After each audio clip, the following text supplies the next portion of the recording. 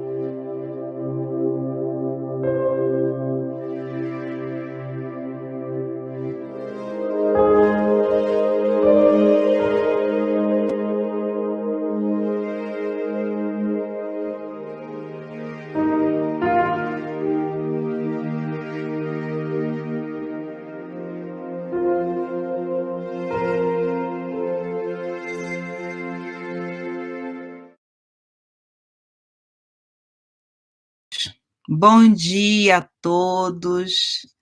Bom dia, Lore. Bom dia, Rô. Bom Lore, dia a todos, queridos. ligou? Vamos ver se eu Lore, consigo. não.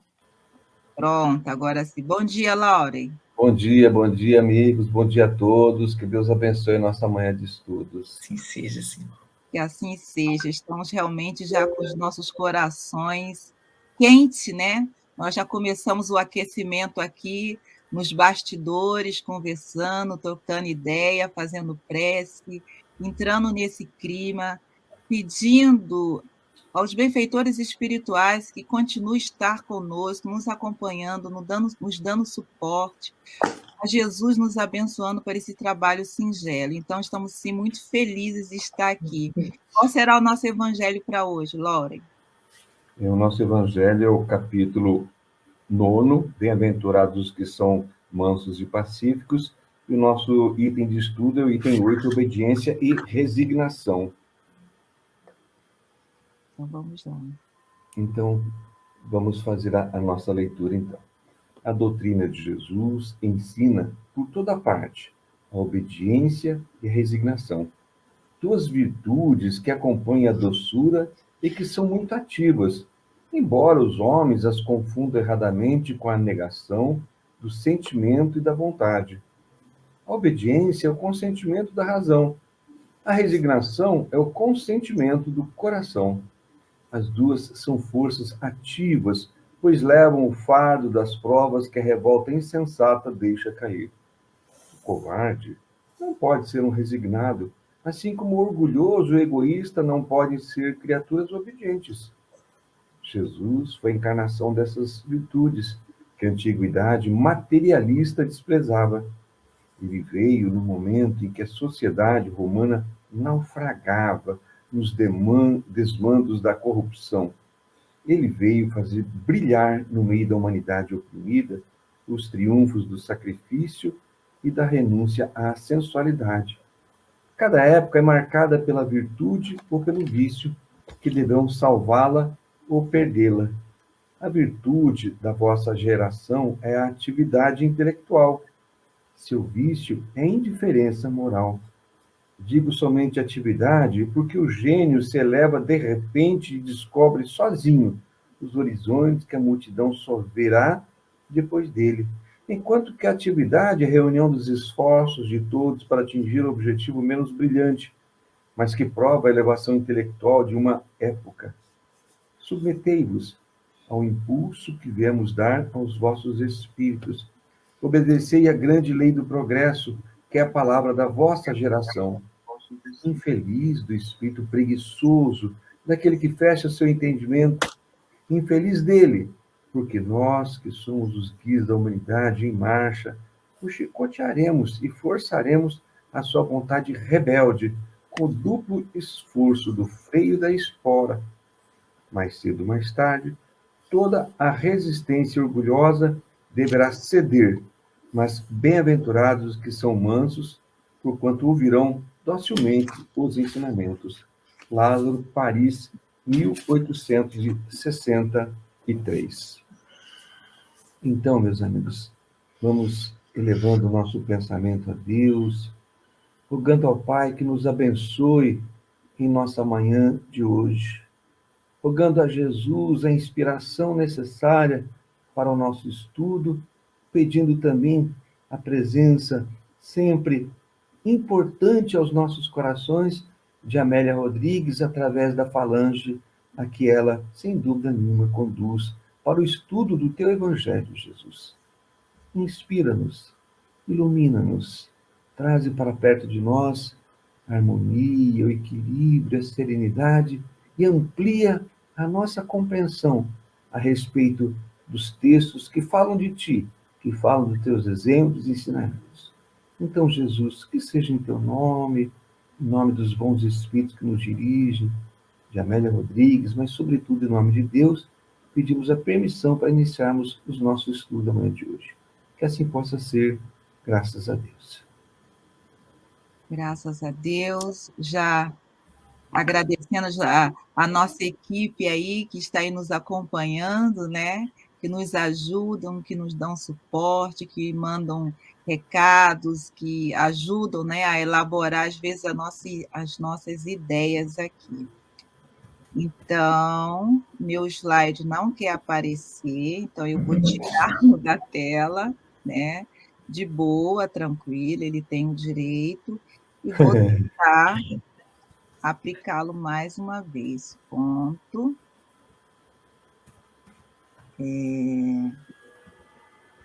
Vou botar aqui, apareceu.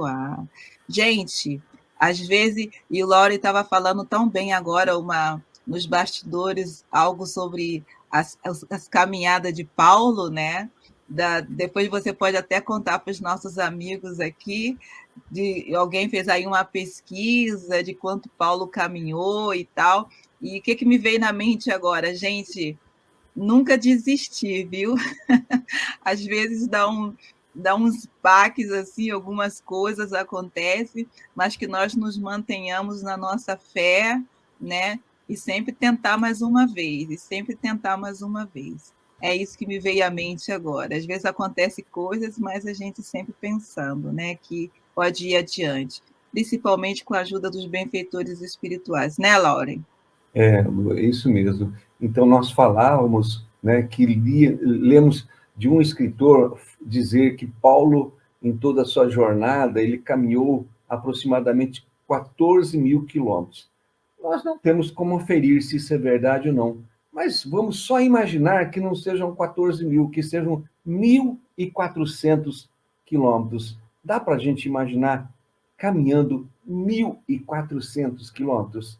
Então, a grande diferença é que Paulo caminhava, trabalhava, não reclamava, né? E por muitas vezes apanhou, né? Como ele mesmo diz, muitas vezes naufragou, né? Mas em nome do Cristo ele se sobrepunha às dificuldades porque ele tinha um objetivo muito claro em suas vidas, falar do Cristo.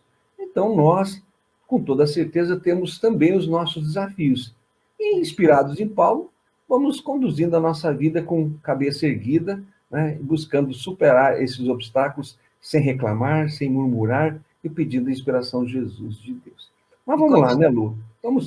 Eu vou fazer essa leitura rápida, que nós já fizemos ela na semana passada, e eu não sei se é a próxima ou a próxima da próxima que é a próxima. Saímos.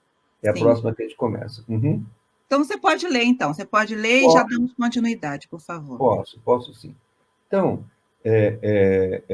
sem peias atadas à retaguarda, sem imãs atraentes à frente e semelhante aos simples, desataviados e às crianças, inteiramente livres. Só vou comentar que Rô, né, falou na semana passada, né, internamente livres também, né, Rô? Você fez esse comentário, né? Sim. Na realidade... eu tenho isso no meu livro anotado, porque quando eu li a primeira vez, isso brotou em mim, eu falei, não é internamente, é inteiramente livres, né? Isso. Então, vamos lá. Então, aí começa o nosso texto de hoje. Candidatos ao reino dos céus e súditos dele desde já. Aqui, acho que já precisamos dar uma paradinha, porque essa questão do reino dos céus é uma questão assim que a gente precisa estar atento. Reino de Deus, reino dos céus, reino do amor divino, reino da verdade, reino do bem. São termos que a gente ouve, que a gente lê com alguma frequência. E a gente precisa também estar atento ao que seja isso. O que é esse reino dos céus, reino de Deus, etc. Então, nós precisamos estar atentos que o reino dos céus, o reino de Deus, é o tema central da pregação de Jesus. Preste atenção. Tema central da pregação de Jesus. Porque Jesus estava falando sempre para a nossa alma. Ele falava para o nosso espírito imortal. Jesus, ele, apesar de nos ajudar em múltiplos aspectos, as questões materiais não eram o foco do seu trabalho. As curas que ele realizou não era o foco principal. O foco principal dele era falar de Deus, das suas leis e do mundo dos espíritos, da vida espiritual, da vida eterna, né, enquanto cada um de nós trabalhando para atingir esse reino dos céus. E nós somos buscar apoio, né, em Boa Nova, no capítulo 3, irmão X nos diz que o reino dos céus é obra divina no coração dos homens. Vou repetir, meus amigos. Obra divina no coração dos homens. É algo de dentro para fora, não é de fora para dentro. Também Sérgio Biagio Gregório coloca para nós que é a edificação da sabedoria e a conquista do amor, através do trabalho incessante na prática do bem. Percebemos, amigos? Vou repetir, hein? É a edificação da sabedoria e da conquista do amor. Trabalho nosso, trabalho íntimo. E depois ele complementa, através do trabalho incessante na prática do bem. É de dentro para fora. Não é gratuito. Né? Vamos só lembrar aqui, já que nós falamos do gratuito, vamos lembrar que há irmãos nossos de outras instituições religiosas que afirmam, né, Paulo ter dito que a graça de Deus nos supre. Ou seja, usando um trocadilho, ganharíamos de graça esse reino dos céus. Aceita, Senhor Jesus, que tu e tua família serão salvos. Repara, simples, aceitou, está salvo, né? E não há nenhum esforço, não há nenhuma luta interna, não há nenhum desafio. Não é assim que as coisas funcionam. Ô, Laure, ou se arrepende... Repete, Lu, por favor. Ou se arrepende que está tudo certo, sei lá, como é que se fala? Está tudo redimido, está tudo limpo, né? Está tudo isento já daquela marca, daquela nódoa. A gente sabe que não é assim que funciona. A interpretação não é essa, né, Lore? Não. Tem uma fala dele que ele diz que onde a dor, não fala esmaga, ele fala, onde a dor é muito grande, a graça é abundante. A graça pelo socorro, pelo amparo, pelo apoio. A gente não está só. Eu acho que era isso que Paulo, quando disse, Senhor, Pai, a tua graça me basta. É porque, no sentido do que ele sabia que o Pai faz por nós. Né? Nesse sentido. Então, assim, não que eu não tenha que fazer a minha parte, mas eu nunca caminho só, porque a graça de Deus me acompanha. Não é graça de graça, não é isso. Não, e até mesmo o amor, né? Até mesmo que leva à interpretação de que sofrer é bom, né? Assim, não é bem assim também, né? Tem um sentido, porque assim, é o entendimento das coisas, né? O Laure, só uma reflexão rápida, quando você traz assim a ideia, né, de que Jesus falava para a nossa alma, né? Eu acho que foi essa expressão que você usou. E é muito, muito, muito lindo isso, porque a gente sente no âmago do nosso ser essa ressonância, né?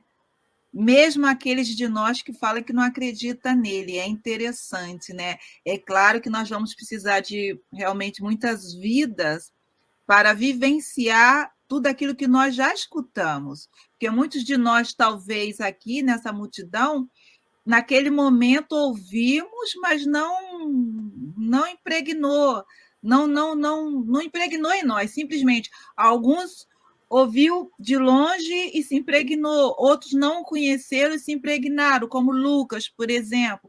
Paulo teve que fazer a sua experiência, né? E alguns de nós precisam de muitas reencarnações, né?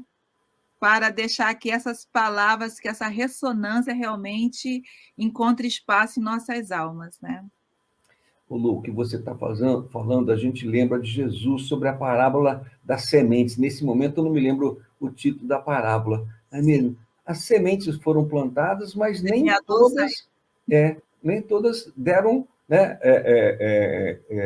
frutos. Nem todas, não é mesmo? Uma então, caiu na terra. Parábola do semeador, né? Parábola do semeador. Parábola do semeador. Lu, é isso. Então, assim, é o tempo, né? É obra do tempo. Mas é obra do tempo nosso, porque o tempo de Deus é tempo eterno. Deus está de braços abertos nos esperando. Mas nós é que precisamos caminhar em direção a Ele. E, Lu, só para finalizar essa frase, eu vou repeti-la. Candidatos ao reino dos céus e súditos dele, Desde já, ou seja, desde que fomos criados por Deus, nós somos esses súditos de Deus e estamos caminhando, né, para conquistar esse reino dos céus dentro do nosso coração. Nós vamos finalizar essa nossa digressão aqui com vinha de luz, lá no capítulo 177, quando Emmanuel coloca para nós: a edificação do reino divino é obra de aprimoramento, de ordem, de esforço, de aplicação aos desígnios do mestre, com bases no trabalho metódico, na harmonia necessária. Repara só, em todo momento é um trabalho incessante, metódico, desafiante, né, com todos os percalços que se possa imaginar ou não, mas é uma obra de aprimoramento dentro do nosso coração. Então, vamos finalizar esse momento aqui, de novo, com o irmão X lá, nosso Humberto de Campos, no capítulo 3 de Boa Nova, que diz: Reino dos céus é obra divina no coração dos homens. Ou seja, é o nosso trabalho íntimo, né, para que nós caminhemos em direção ao Cristo e em direção a Deus. É um trabalho, né, incessante e dos tempos, né, que com certeza nós vamos atingi-lo mais cedo ou mais tarde. Lore, só pode me dizer, por favor, bom dia, Amália. Isso, colocando o bom dia para a nossa Amália, que está conosco. E uma coisa linda aqui da Ana Lúcia Nascimento: bom dia a todos, iniciando o sábado com Jesus, né? Então, isso se reflete a todos nós que estamos aqui, e nessa reflexão. Hoje em dia, nessa vida, nessa reencarnação, a nossa alegria é dar um bom dia e iniciando um sábado com Jesus. Olha, a gente estamos no caminho, gente, estamos no caminho. Agora, Lore, por favor, você pode só me dizer qual é o capítulo do Boa Nova? Eu não anotei, não sei se é 13 ou 14. Boa Nova é o capítulo 3. 3, tá. 3, isso. 3, tá bom, 3. Já anotei, muito obrigada. Beleza. Mas, viu, Lu, só dizendo que a nossa Amália não está conosco hoje, porque ela fez uma cirurgia bucal, né? E está torturadamente impedida de falar, não é mesmo? Ela viajou, na viagem ela conseguiu se conectar com todos os estudos online, que eu participo de outros eu vejo, mas agora realmente os médicos falaram: olha, quietinha aí, ó, boca fechada. Uma semana de boca fechada, tortura, né?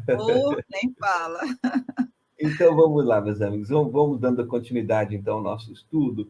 Aí diz o texto, né? A Amélia trazendo para nós: inocentes porque venceram com o tributo das lágrimas e o patrimônio dos suores. Repara só, quando ela está colocando inocentes, a gente já pode começar a pensar assim: venceram porque não se revoltaram, porque não ficam murmurando, não ficam, de alguma forma, reclamando dos desafios que a vida nos oferece. A vida é um conjunto imenso de desafios. A todo momento, a todo dia, a todo lugar, temos os desafios, né? O Livro dos Espíritos traz para nós as vicissitudes da vida corporal, né? O ato de nascer já traz para nós os desafios do nascimento em si. Até o nosso último dia de vida são desafios, desafios, desafios. Então, ele coloca inocentes porque venceram com o tributo das lágrimas e o patrimônio dos suores, mas que não se revoltaram. A gente precisa estar muito atento com essa palavra revolta. Nós, espíritas, precisamos riscar do nosso dicionário essa palavra, porque toda revolta é como se você estivesse reclamando de Deus. Deus, olha só, você não fez as coisas da melhor maneira possível para mim. Você não me concedeu bênçãos. Você não me prodigalizou com privilégios, né? Você colocou cascas de banana no meu caminho. Mas é Deus que coloca cascas de banana no nosso caminho, Lu? É Deus, Rô, que coloca cascas de banana no nosso caminho? Não mesmo, né? Pisar? É Deus. Somos nós que deixamos, né? E agora estamos precisando recolhê-las, né? Lu, o que você fala disso? É Deus que coloca esses abacaxis, as cobras e lagartos no nosso caminho? Não, absolutamente. A gente sabe aí, com o estudo das nossas reencarnações, ou da reencarnação, de modo geral. Uma outra coisa que me veio à mente também nesse contexto, vendo essa multidão, e a multidão depois, e as pessoas depois que foram ao sacrifício, né? Lembrando mais uma vez essa marca da alma que você colocou, vindo de Humberto de Campos hoje, lembrando, gente, que nem todos que foram sacrificados em nome de Jesus se converteram naquele momento.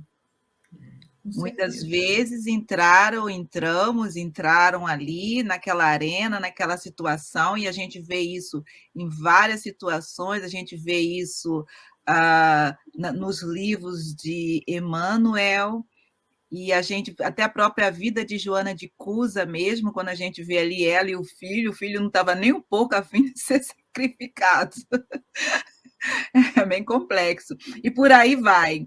Então, essa marca na alma, que agora sobressai um pouquinho no nosso ser, alguns de nós foram aqueles que jogaram a pedrinha também, e depois, na hora do sacrifício, não o reconhecemos, e etc. A história nós já sabemos, né?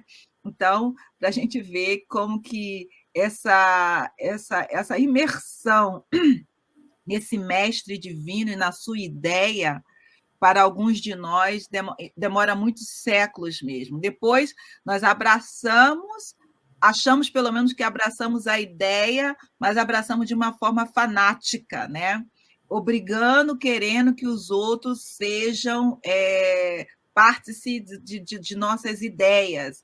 Então, até chegar esse Jesus, nós estamos aí a caminhada. Nós temos a doutrina espírita, que nos serve de suporte, e mesmo assim esse cuidado, né, Rô, né, Lore, né? Para nós também não sermos aí aqueles que, enfim, distorcem as ideias. Mais uma vez. Mais uma vez.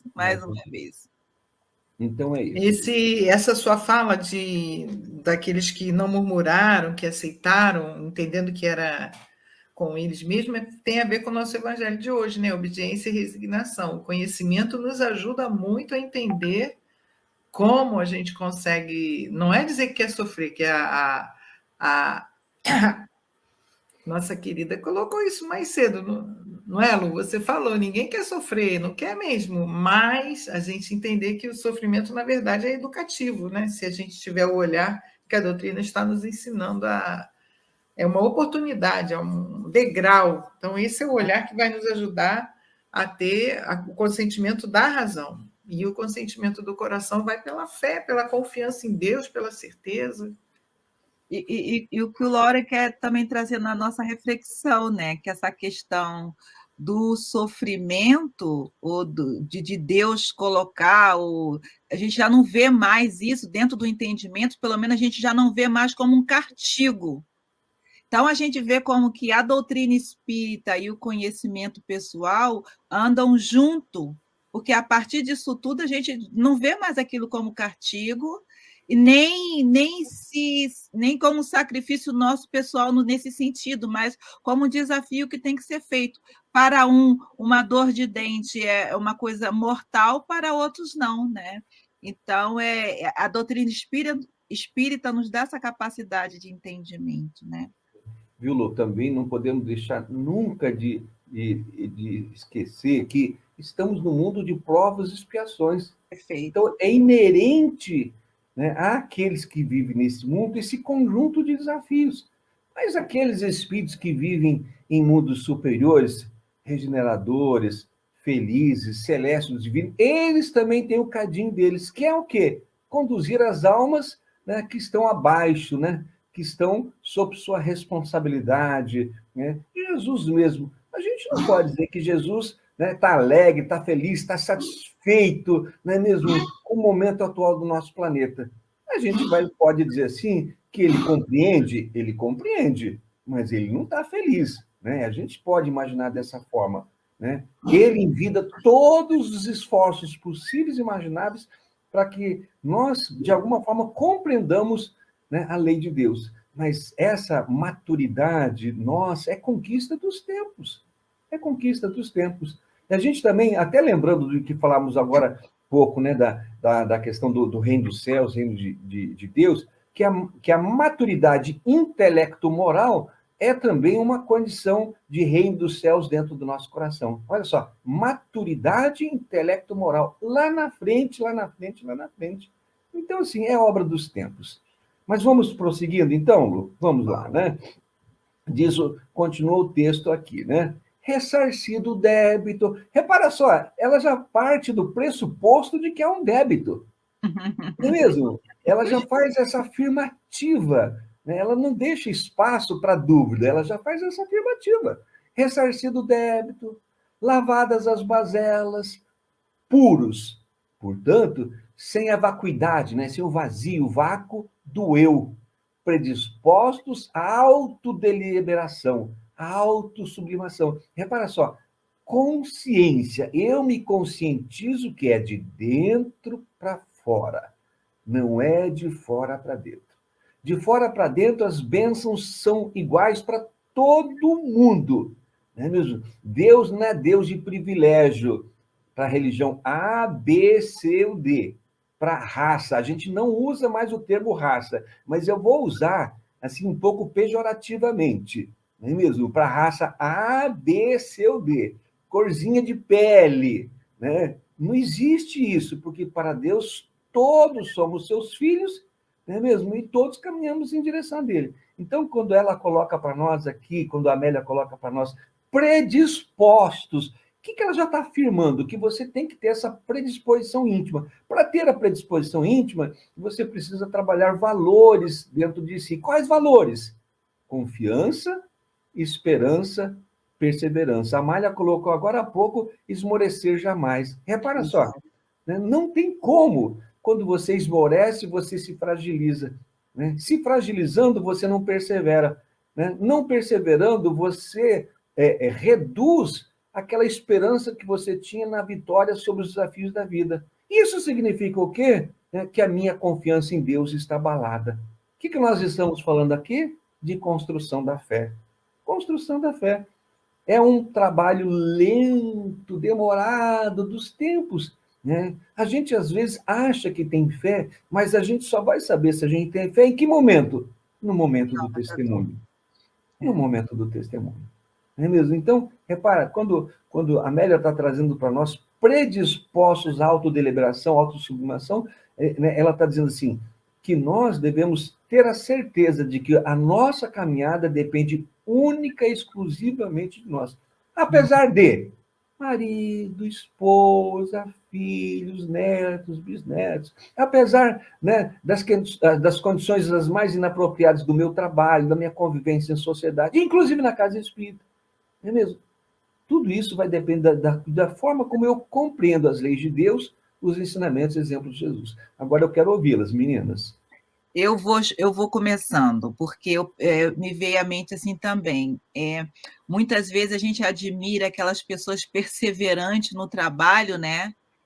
Que vai para a casa espírita, consegue ordenar sua vida. Vamos falar da nossa doutrina, né? Que outras religiões falam de suas, né? Que consegue chegar na casa espírita, que consegue ordenar sua vida. Eu vejo também claramente o quanto que todas as dificuldades, depois que a gente realmente se esforça, elas também vão sumindo, entre aspas, do nosso caminho. Outras dificuldades vão permanecer. Mas somos nós aqueles, talvez, que em outros momentos nós vacilamos, nós deixamos para trás. Ai, deixa, depois eu faço. Mas agora, nessa vida, nessa reencarnação, estamos aí firmes, né? Perseverante nessa ideia. É isso que me vem à mente, Laura, assim, tipo, sabe, permanecer, continuar, e às vezes a gente não entende outras pessoas que conseguem fazer tantas coisas, ainda ser espírita, ainda estar na casa espírita, ou ainda cuidar da família, enfim, para nós ainda, nossa, como que a pessoa consegue fazer tudo isso, né? Mas essas pessoas, eu lembro do livro... se eu não me engano, é Na Voragem do Pecado, que ali eu vou dizer uma coisa para vocês, que tem uma pessoa que a biografia dela, eu sou apaixonada, que é Catarina de Médicis, e há determinado momento que o espírito pergunta, né? Alguém pergunta como é que fica depois um espírito como esse no mundo espiritual, ou a reencarnação. E aí tem um pequeno exemplo como Paulo também, né? Então a gente vê, ele fala mais ou menos assim, que são essas pessoas que depois que elas acordam, que elas despertam, são as grandes crentes, os grandes religiosos, né? Ou que vai ali com perseverança naquela ideia, né? Então, assim, a gente vê isso também, então que a gente possa despertar isso em nós, essa perseverança de aprofundamento nas coisas do Evangelho e de Jesus. Eu também queria colocar que eu vejo nesse parágrafo que a gente acabou de ver, nesse conjunto aí, né? A extinção completa do desculpismo, né? Da gente se desculpar por a culpa no outro, como você falou, Lore, marido, filho, trabalho, não é com nada externo, é com a gente, né?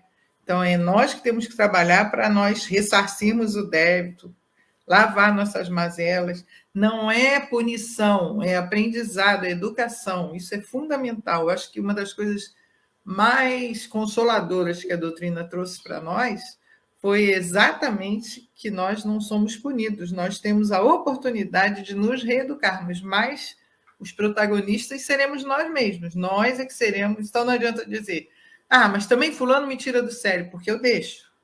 Assim não dá, assim não, porque eu estou me colocando daquele jeito. Então é assim, e eu acho que isso é libertador, a gente entender que dói no início, né? Você fala, não posso culpar mais ninguém. Não posso, é comigo. Mesmo que o outro faça, eu preciso usar o meu conhecimento para chegar a isso aqui, ó. Chegar um dia a ter essa predisposição da autoliberação, né? Me autodeliberar, eu quero isso, e também de me trabalhar para que eu possa sair da encarnação, como eu sempre ouvi a Cidinha falar, nossa querida Cidinha, fundadora da nossa casa junto com o Altivo, ela sempre falava que a gente possa sair da encarnação melhor do que entrou, né? E aí a gente tem que realmente agradecer a Deus pela oportunidade maravilhosa de estar aqui sentado estudando, que é muito bom. Você está falando, me veio à cabeça aqui, né, o livro Problema do Ser e do Destino, onde Leon Denis, no capítulo que trata da vontade, né, vai nos falar dessa autodeliberação. Vamos começar a estudar Leon Denis. Vai surgir um outro estudo aí no nosso canal, com a galerinha do CELD. Então, Leon Denis, estudando Leon Denis, vai ser esse livro. E além desse capítulo, né, que trata da vontade, tem a disciplina do pensamento e a reforma do caráter. Então, repara só, às vezes nós precisamos de ferramentas externas para esse nosso aprendizado. Nós estamos no processo de renovação, de reconstrução, de reengenharia, né, daquele arcabouço mental, né, mesmo, aqueles atavismos que nós precisamos, aos poucos, indo nos desfazendo deles. Então, fica aí uma sugestão, né, de Leon Denis, o capítulo que trata lá da vontade, eu não me lembro o número. Potências da alma, é parte terceira do Problema do Ser. Potências da alma. E você me lembrou duas coisas que o Altivo comentava, que o doutor Erma orientou ele, e ele fazia. Primeiro,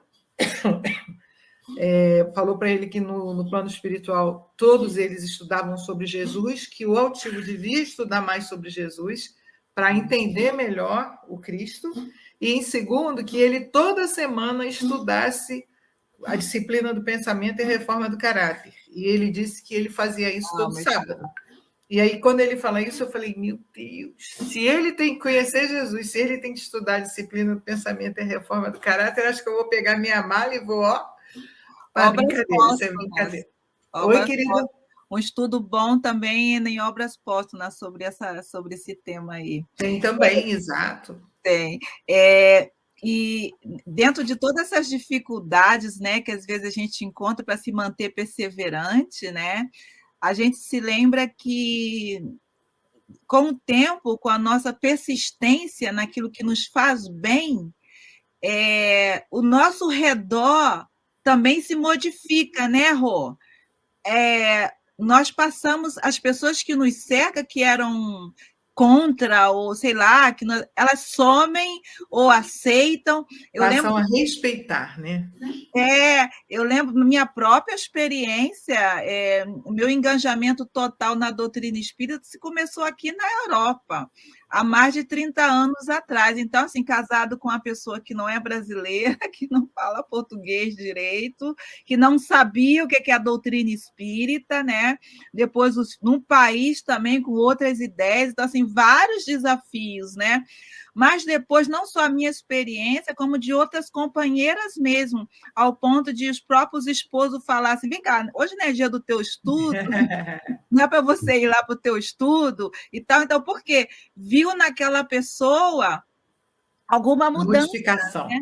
Alguma mudança. E eu tive, graças a Deus, digamos assim, a ajuda mesmo dos benfeitores espirituais de criar meus filhos da minha forma dentro da doutrina espírita. Então, eles tiveram evangelização infantil no momento que aqui a gente ainda não tinha isso reformulado como temos hoje, de participar de alguma forma da nossa juventude aqui. Então, as coisas vão acontecendo. Então, meus meninos, se vocês conversarem com eles, assim, a mente deles é espíritas austríacos.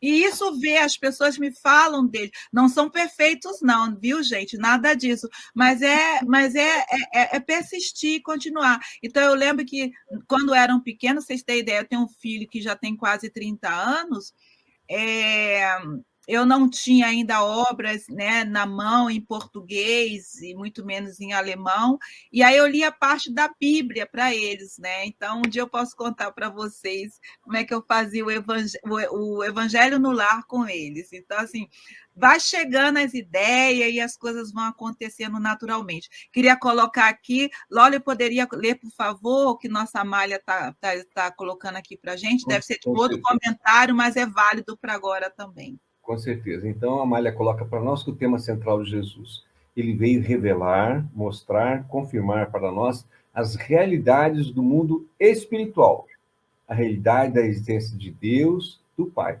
E nós, na doutrina espírita, com outra visão de Deus, não aquela visão do Velho Testamento. E aqui ela continua, pode continuar a leitura dela? Sim. Candidatos ao reino dos céus, todos são chamados. Súditos dele, desde já, aqueles que já traziam a alma preparada para esse aprendizado. Né? É importante, Lu, assim, que a gente coloque com muito cuidado, mas muito cuidado que eu vou falar. Né? Nem todo mundo consegue ser espírita. Sim, mesmo? Claro. Porque é uma coisa muito mais de coração do que de cérebro.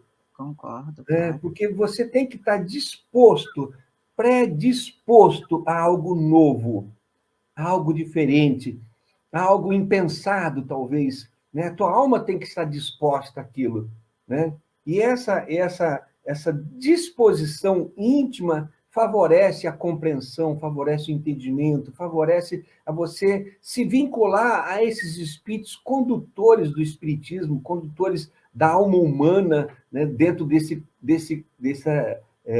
conjunto, né, de ensinamentos que Kardec, que os espíritos trazem para nós por intermédio de Kardec. Então, é para a gente ver que essa construção, né, é muito facilitada pela doutrina espírita, porque ela mexe com o nosso cérebro, pensar, refletir, meditar, analisar, ou seja, ela fala para nós da fé raciocinada, né? Depois, ela continua. Sim, pensei que você já tinha terminado, já que eu já ia para outra página. Tá bom. Então, Jesus veio nos lembrar que não somos do físico, né? Mas somos espíritos. Não se prenda às ilusões da matéria, né? Materiais. Utiliza sem paixão o apego, mas se purifique por essa construção do reino divino. Então, é isso que falávamos, né? A nossa Niete, Ana Maria Niete, já dando, assim, essas ideias se compactuando uma com as outras, né? Fantástico mesmo. Isso. Então, assim, para a gente ver, né, quanto nós, na doutrina espírita, a gente está sempre trabalhando essa visão espiritual. Por isso que a nossa ligação com os espíritos, né?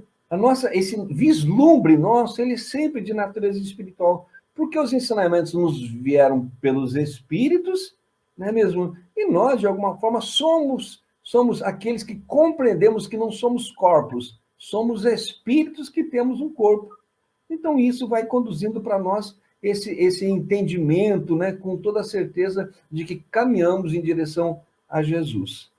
Podemos prosseguir, Lu? Isso, que eu não Vamos sabia lá. se eu já podia. Beleza, aqui estamos. Agora, livres, né? Livres dos resíduos do mundo, não consumidos, não afligentes. Olha só, livres dos resíduos do mundo. O que ele está dizendo assim? Que nossa ligação já não é vinculada ao mundo enquanto dependência do mundo, né? Escravização do mundo. E você está no mundo, como o texto do Evangelho diz, homem do mundo, porque é onde você estará no teatro dos desafios, né?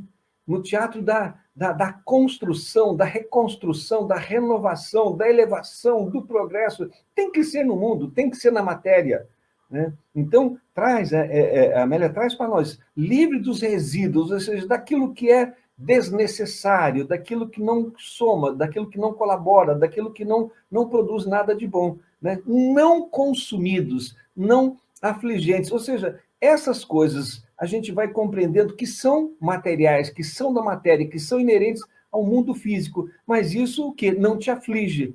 Né? Por que não te aflige? Porque Jesus já disse antes para nós, bem-aventurados os aflitos que serão consolados. Repara, ele vai terminar isso lá na frente com esse texto lá para nós. Então, é como se a gente tivesse assim muito claro que os ensinamentos, exemplos de Jesus, eles, como sempre estamos falando, eles são para nós enquanto espírito, mas também para a nossa própria vida, para a condução do nosso dia a dia com esse pensamento em Jesus. Dá para você imaginar Jesus arrancando os cabelos? Desculpa esse termo assim tão inapropriado, arrancando os cabelos, nervoso, batendo a cabeça para lá, para cá. Meu Deus, o que eu faço? Dá para você imaginar Jesus assim? Não. Você vai imaginar Jesus calminho, sereno, tranquilo. Porém, agindo com energia quando foi necessário. Quando for necessário, né, mesmo? Ele não era, né, tão assim, complacente, não era complacente, ele não era complacente, né? Mas ele tinha essa firmeza. Então, é para a gente ver que esses desafios que a vida vai nos oferecer, né, é justamente para que nós aprendamos a não nos afligir. Porque isso facilita o quê? O que é que facilita? A conexão com os bons espíritos. A conexão com o nosso benfeitor espiritual. A conexão com Jesus, a conexão com Deus. Facilitando esse trânsito de lá para cá, no sentido de que eles consigam encontrar em nós essa brecha para nos orientarem, nos estimularem, né, nos intuírem. Vamos sempre lembrar, né, novamente, de Denis, lá no O Invisível, quando ele fala, né, do estado de crise, do estado de mediunidade, para que nós alcancemos os bons espíritos. Ele diz assim que nós precisamos sair do nosso nível vibratório e buscar um nível vibratório superior, para que os espíritos, né, também reduzindo o nível vibratório deles, eles nos encontrem. Então, é como se dissesse assim, nós devemos sair de 1.500, 1.000 vibrações para 1.500, e eles vão sair do quanto eles estiverem, né, 2.000, 3.000, sei lá, 4.000, para 1.500, e aí eles se encontram, né, e se ocorre aqui esse estado de crise, estado de mediunidade, onde eles vão conseguir falar a nossa mente e o nosso coração. Então, repara só, sem ser calmo, sereno, tranquilo, pacificado, harmonizado, equilibrado, tudo fica muito difícil. Mas esse é o nosso desafio, porque ele é mestre, ele é guia, ele é modelo, e esse aprendizado há de ser dessa forma. A gente sabe, né, daquelas pessoas que são do nosso conhecimento espírita, né, que são aquelas pessoas que, apesar dos desafios, elas se conduziam com tranquilidade. Eu gosto muito de pensar no Chico. É óbvio que eu não tive a convivência com o Chico de manhã, de tarde, de noite, de segunda a segunda, mês a mês, ano após ano. Mas as notícias que nós recebemos dele, que em qualquer embate, em qualquer desafio, em qualquer dificuldade, e ele não teve poucas, era sempre sereno, né? Era sempre calmo, era sempre pacífico, porque ele, desaceleradamente, ele buscava a inspiração dentro de si, inicialmente, né, nos seus arquivos, mas ele ia buscar também nos seus benfeitores espirituais para ajudá-lo. Então, repara só, o texto ele traz para nós, né, que para você estar livre, né, dos resíduos do mundo, não tem como, né, você não trabalhar intimamente a questão do autocontrole, do autodomínio, como ela disse lá atrás, autodeliberação, autossublimação. Posso ouvi-las, meninas? Eu queria fazer, Messia, o que a nossa Amália coloca aqui, e lembremos que a revolta nos coloca na condição de expiações. Então, essa frase rápida, simples, ela é muito profunda, né? Porque aí começa os nossos problemitos da não aceitação, porque você está trazendo esse ser passivo, calmo, também está nos trazendo, como a Rô também disse, a questão de nos conectarmos com os benfeitores espirituais, porque sozinho a gente não aguenta, vamos lá, né? Sozinho não dá, não dá. Não há nenhum momento na vida que a gente esteja realmente sozinhos, né? Então, Deus, nosso Pai, amoroso e bom, ele sempre nos coloca de alguma forma, de algum tipo de conforto em nossas vidas, nem que for para olhar para algum lado e ver alguma coisa, ou pensar em alguma coisa positiva. Então, essa lembrança aqui da nossa malha, não dá para a gente desenvolver toda ela agora, mas ela é muito séria e para nós espírita, uma pequena frase como essa dá para fazer bastante reflexões. Era isso. Eu queria colocar agora até a minha gratidão à Amélia Rodrigues, porque o que eu já conquistei de serenidade, eu devo muito a ela também, foi o que me ajudou até a entender por que o doutor Erma falou para o Altivo conhecer mais Jesus. Reparem como a gente estudando, à medida que a gente vai estudando essas passagens que ela traz dessa forma, que até nos leva, parece que a gente está lá sentindo o ventinho, né? Está lá, ainda mais com as coisas que a Lu coloca aí, se mexendo, a gente se sente lá, a gente vai vendo, e quando acontece conosco, como eles reagiam, né? Como é que eles reagiam frente às dificuldades, às dores, né?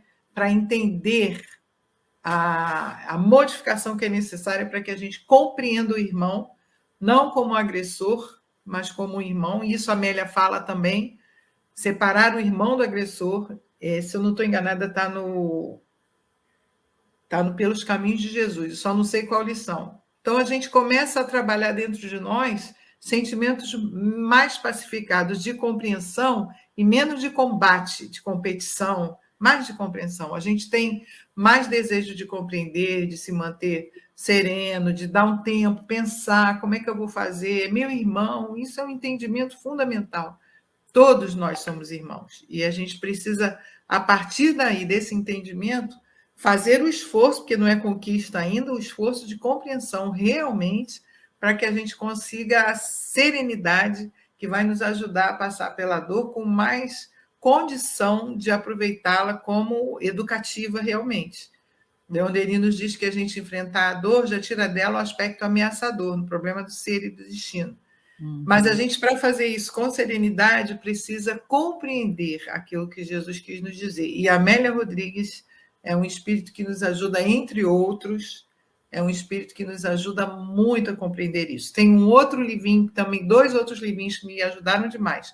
O Evangelho de Chico Xavier, não sei se você conhece, Lore, você que gosta do Chico, eu vi que você gosta. Você conhece o Evangelho de Chico Xavier? Não é fantástico. Não. São trechinhos do Bacelli, bem antigo, mas cada saída que o Chico dá, que a gente vê assim que, nossa, eu não faria isso nunca. Aí você começa a pensar, né? Como é que é a gente agir com serenidade, agir com calma. E o outro, Os Caminhos da Paz, do Lar de Teresa.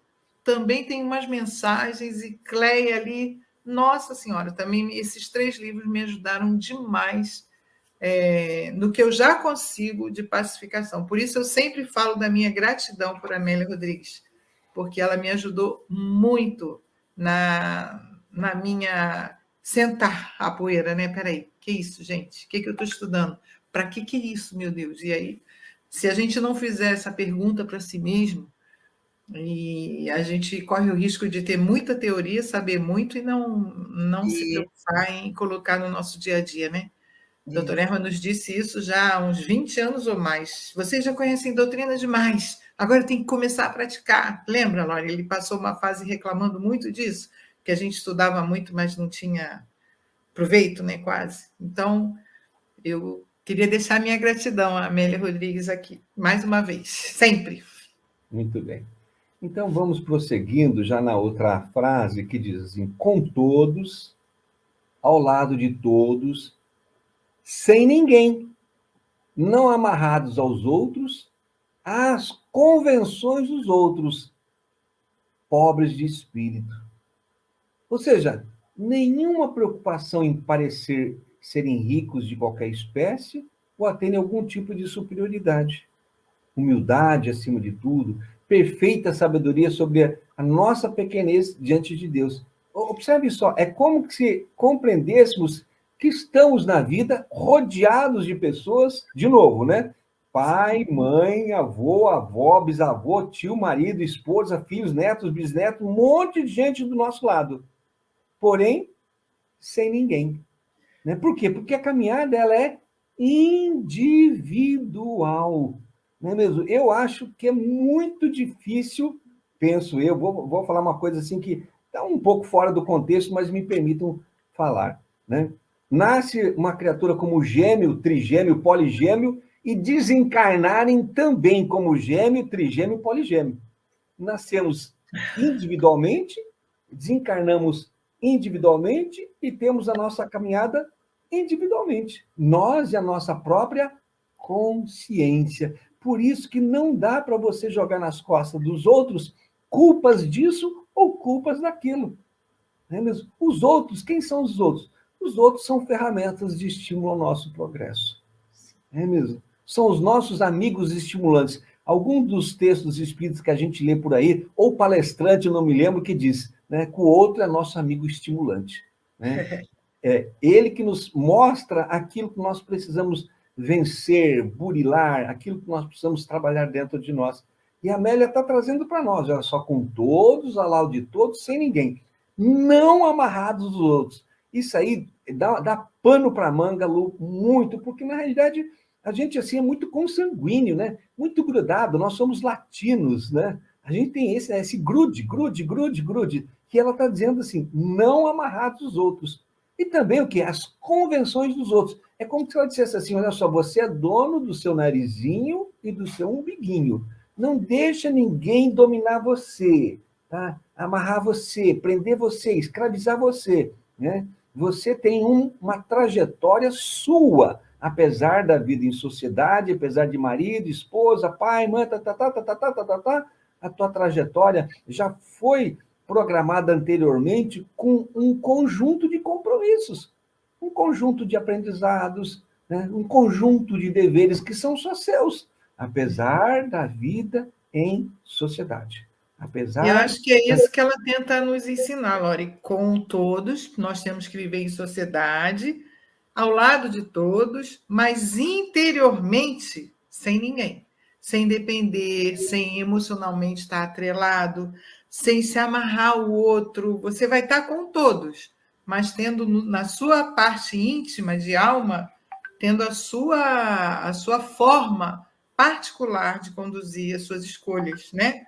Quando ela fala aqui, pobre de espírito, na verdade, pobre de espírito, mas rico de vida, e vida em abundância, porque quem consegue conviver sem se atrelar, sem seguir, até compreendendo que os outros sigam as convenções, porque cada um está no seu momento, mas conseguir entender por que você não vai seguir as convenções, porque você entendeu que aquelas convenções têm um caminho que não é mais o que você quer, isso é libertador. Então, quem consegue isso vai ser livre, realmente pobre de espírito perante o mundo, mas rico em vida, aquela vida em abundância. Vai estar começando a se ver como espírito imortal, viver pensando na vida futura. Isso é Nossa! Se alguém descobrir como faz, me fala. Lu, queria te ouvir, Lu. Quero te Ai, ouvir. meu amigo, eu fiquei aqui viajando, pensando que bom, eu vou ter que encontrar o equilíbrio entre o sangue latino em mim e não digo a frieza, eu não posso dizer para vocês, é mentira quando dizem que o povo germânico é frio, isso não é verdade. Eu já moro aqui há muitos anos para dizer que isso não é verdade. Mas eles têm essa coisa aí do distanciamento Lu, a bem. gente conhece um germânico que é amoroso demais, que é o nosso querido doutor Erma, Sheila. Exatamente, Nossa, são exatamente. extremamente amorosos. Esse povo aqui, quando eles são teus amigos, eles são teus amigos mesmo. Porque nós latinos somos muito superficiais, né? Vai lá em casa, por exemplo, vou te ligar e tal. Então, assim, é isso, é essa experiência que eu acho que nós vamos ver, nós vemos o próprio disseminação das casas espíritas na Europa, que está pelo mundo, mas eu vou me guiar pela Europa, que é onde eu vivo, que se não fosse os brasileiros, melhor dizendo, as brasileiras, elas não estariam de pé, elas não existiriam. Então, essas mulheres são poucos homens que estão à frente, com muita luta, com família, com filhos, usando aí essa garra latina e, ao mesmo tempo, se adaptando às leis da Europa em países que nunca ouviram falar do espiritismo. Então, provavelmente, no futuro, será esse equilíbrio, o coração e o cérebro, né? Para levar amor, encarar essa realidade que muitas vezes não é fácil, não é simples, e eu entendo perfeitamente aqueles e aquelas que não conseguiram, né? Porque optaram para um dia de sábado, agora 2 horas da tarde, estar com as suas famílias fazendo compra, fazendo outra coisa. Ou vocês aí no Brasil também fazendo outra coisa da vida de vocês, né?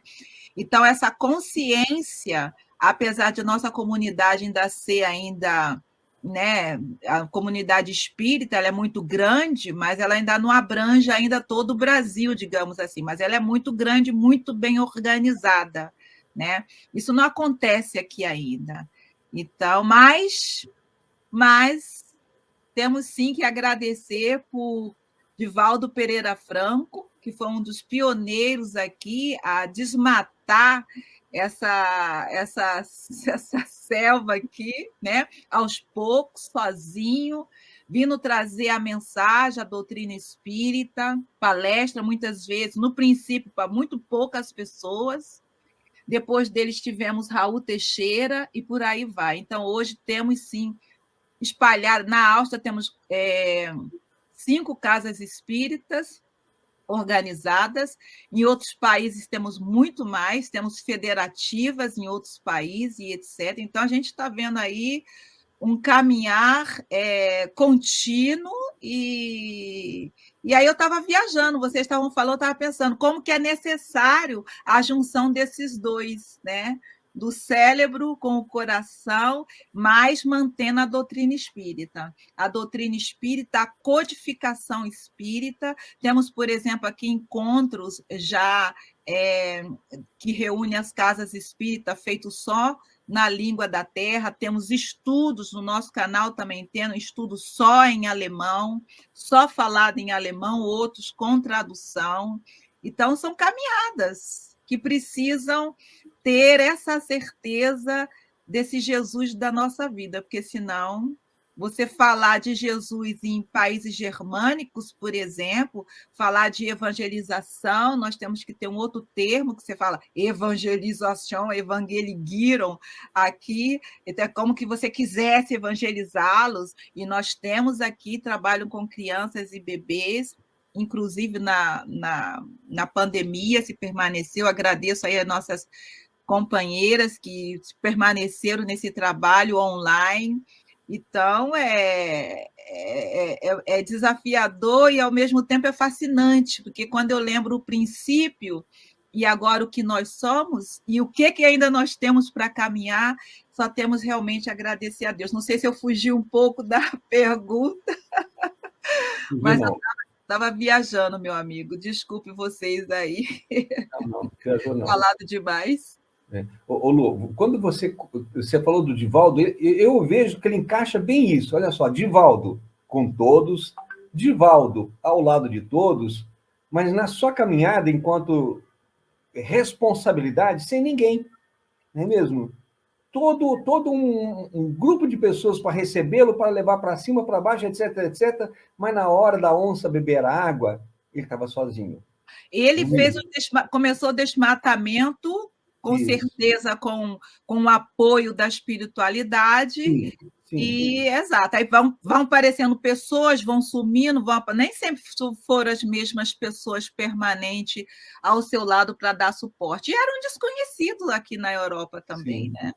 E Repara é verdade, só. foi bem colocada a sua colocação. Ó, repara só, não amarrados aos outros, às convenções dos outros. Ele soube driblar, administrar, ele soube trazer a sua mensagem espírita, né, compatibilizando com a cabeça do pessoal aí, de tal maneira que ele parecesse ser uma pessoa receptiva e fosse receptivo a eles. E eles, compreendendo o papel dele, foram recebendo nos mais variados países que o recebem. Então, eu vejo ele como um camarada que se encaixa a isso. E repara só, finalizando a frase, pobres de espírito, está como? Está entre aspas, porque não é essa visão de pobre de espírito do mundo em relação ao pensamento do mundo. É o pobre naquele sentido, da compreensão da nossa pequenez diante da grandiosidade divina, né? Diante da bondade de Deus, da misericórdia de Deus, né? Da sua justiça, das suas leis, a gente compreende a nossa pequenez. Vamos lembrar de novo, estamos no mundo de provas e expiações, né? Não temos a exata noção de Deus, né? Para nós, Jesus é aquela imagem, né, refletida de Deus, né? É o que a gente vislumbra de mais belo, de mais perfeito, de mais nobre, de mais superior em Jesus, né? Então, quando o mundo fala pobre de espírito, nós falamos, não, né, rico em humildade, né? Rico em valores, né? Rico em desejo de trabalhar nas pegadas do Cristo, né? Rico em solidarizar-se, né? Rico em ser fraterno, né?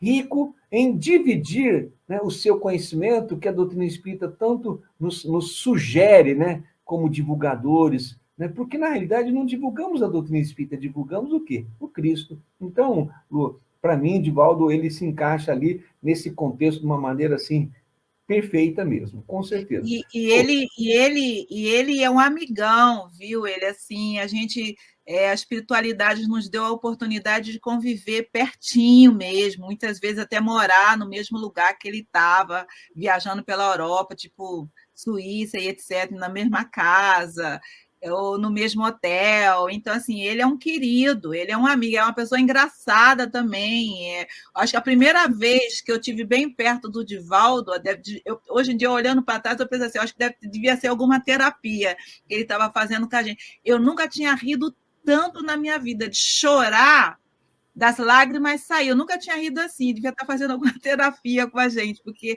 ele é realmente um amigão mesmo, sabe? Não é só aquela pessoa lá distante falando, não. Mas, gente, ó, vocês que são aí coordenadores do CELD, pode me passar o contato da Cidinha, que eu já fiz estudo já fiz o convite em outro estudo, ela não acreditou, mas eu quero que ela venha fazer um trabalho com a gente, tá? No nosso canal online, no nosso canal no YouTube, tá? Ela vai fazer um trabalho com a gente, tá? Então, Dona Rô, e é isso, o convite já está feito, viu? Tadinha, agora ela não tem, fiz online agora, oficial. Vamos para a próxima página? Vamos sim. Vamos fazer só uma breve leitura, então, né, Rô? Porque a gente já está no nosso tempo, né? Então, agora a leitura apenas já nos preparando para o nosso estudo da semana que vem. Eu acho que dá tempo para fazer essa leitura aqui, fazer uma pequena reflexão, sim, porque nós já terminamos às 2h15 aqui para mim. Então, podemos ler. Beleza. Então, a multidão aguarda, pulsam os corações, Os olhos de todos brilham com lampejos diferentes. A voz do Rabi espraia o canto. Bem-aventurados os que choram, porque eles serão consolados. Então, Lu, eu vejo assim que a gente terá, né, para explorar esse slide na semana que vem, né, com uma visão tanto material quanto uma visão espiritual, né, conforme até já falamos, né, em outros estudos anteriormente, porque eram corpos que estavam ali diante de Jesus, mas eram almas, né, que estavam começando a se sintonizar com aquele pensamento nobre, superior, elevado. Eles estavam iniciando um processo de construção. Não é isso que a gente está fazendo? No nosso caso, provavelmente reconstrução. Reconstrução, né? Porque eles estavam tendo a notícia ali naquela hora, ao vivo e a cores. Nós temos a notícia há 2000 anos. Então, para eles, aquilo era novidade, não é mesmo? Era algo que estava surgindo do coração do Cristo para eles. Para nós, não. Quantas e quantas vezes, ao longo desses 20 séculos, nós lemos, né, as passagens de Mateus, Marcos, Lucas, João. Quantos de nós estivemos envolvidos nas frentes religiosas, né? Quantos de nós nos equivocamos na propagação da doutrina do Cristo? Então, repara só, a gente tem um bocadinho de coisa para a gente conversar na semana que vem, e com certeza teremos a nossa malha aqui, e o estudo vai ser muito rico, como tem sido, né, com a presença dela em outras ocasiões. Deixo para a Rô, deixo para a Lu falar mais alguma coisinha, se vocês quiserem, mas a gente retoma aqui semana que vem. Perfeito. Rô, microfone. Isso. Só para assim dizer que agora a gente vai começar a mergulhar no sermão, né? Aí que no Sermão do Monte, famoso Sermão da Montanha, né? Que é o grande tratado para nós, para a humanidade, até hoje ainda, né? Ainda é o grande tratado. Então, preparem-se para muitas emoções, emoções de alma, emoções diferentes, emoções sublimadas, porque os espíritos vão nos ajudar muito, a todos nós. Quando a gente está aqui estudando, o termo é exatamente esse, nós também estamos estudando. Eu, pelo menos, quanta coisa tenho aprofundado nesse nosso estudo. E agora, pela primeira vez, eu vou ter a oportunidade de estudar as bem-aventuranças com um grupo e de forma profunda. E isso está me dando assim, uma expectativa enorme e muita gratidão. Isso que eu queria falar. Falarmos do excelso canto de Jesus, né? Exato. Gostaria de dizer para as companheiras e companheiros que perguntaram, nós vamos estar com uma equipe do CELD, companheiros trabalhadores do CELD que agora se encontram também nos Estados Unidos, moram lá, outros que estão aí no Brasil. A partir do dia 10 de novembro, teremos 2 introduções, será um estudo a cada 2 semanas, às quartas-feiras, e sábado que vem eu dou mais detalhes, mas há uma necessidade, para vocês da Universidade CELD não, mas eu sinto, pelo menos, uma necessidade muito grande de estudar mais a fundo Leon Denis, esse mestre querido. E eu tive uma surpresa também, como tive com Allan Kardec, como tive com outras obras, com outros autores. É uma surpresa muito querida ao meu coração, ao ver o quanto que eles estão próximos de nós, como estão próximos do nosso coração. Quando eu pensava no passado em Leon Denis, era tão distante, era tão assim, era tão professor, era tão longe, né? E quando a gente vai chegando perto dos estudos, através das obras e da biografia dele, nós vemos que ele é um querido, é aquele mestre também esticando a mão para nós, como você falou agora tão carinhosamente do benfeitor espiritual alemão, né, Rô? Então a gente vai sentindo isso dentro dos nossos corações. Então, essa introdução será a Helena de Fátima, com Marcelo Lindenberg, que é um trabalhador do CELD que está nos Estados Unidos, E aí temos a Rita, temos a Milena, que está na Itália, e aí a gente vai aí tentando desvendar Leon Denis da forma mais simples, mais próxima possível, que para vocês não, mas pelo meu ver, e alguns de nós, a gente vê que Leon Denis, não que nós vamos fazer alguma coisa diferente, não é isso, ou melhor, nem nada disso, mas que Leon Denis ainda não está sendo estudado, talvez, com uma sequência, com mais diversidade, e essa introdução vai ser muito boa, que o Lindenberg e a Fátima vão trazer para nós. Então, a gente vai querer, sim, fazer um estudo contínuo, contamos com a ajuda, com a colaboração de vocês, e semana que vem eu passo os horários e dias direitinho, mas eu sei que é numa quarta-feira, o horário, que aí eu vou me certificar hoje. Aqui na Europa nós temos uma troca de horário, então não vai ser mais 4 horas, vai ser 5 horas. Não vai ser mais 5 horas, vai ser 4 horas de diferença.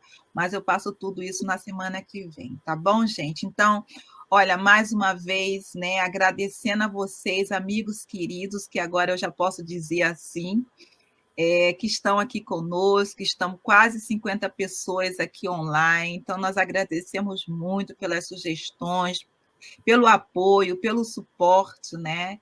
Agradecendo a Rede Amigo Espírita também, que transmite o nosso trabalho, agradecendo a TV7 e vocês que estão pelo nosso pequeno canal do Seja, aí conosco, nos dando suporte, assinando, dando seus likes, isso nos ajuda muito. Muito obrigada, gratidão mais uma vez. E hoje quem faz a nossa prece é o nosso amigo...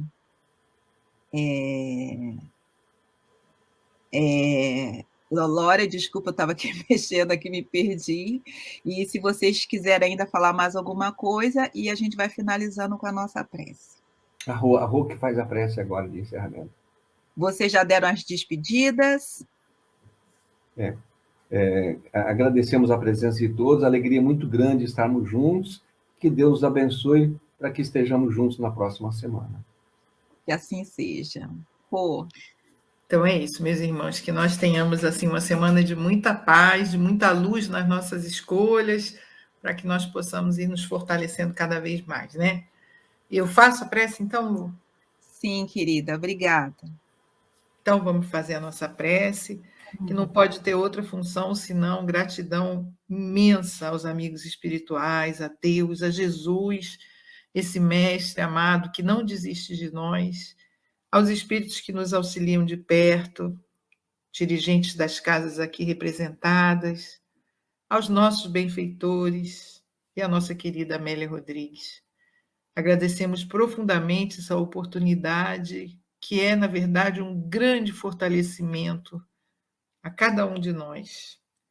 Que a tua luz, Jesus, que a tua paz continue conosco, nos iluminando, nos fortalecendo, e que nós possamos decididamente caminhar com segurança na tua direção, Mestre.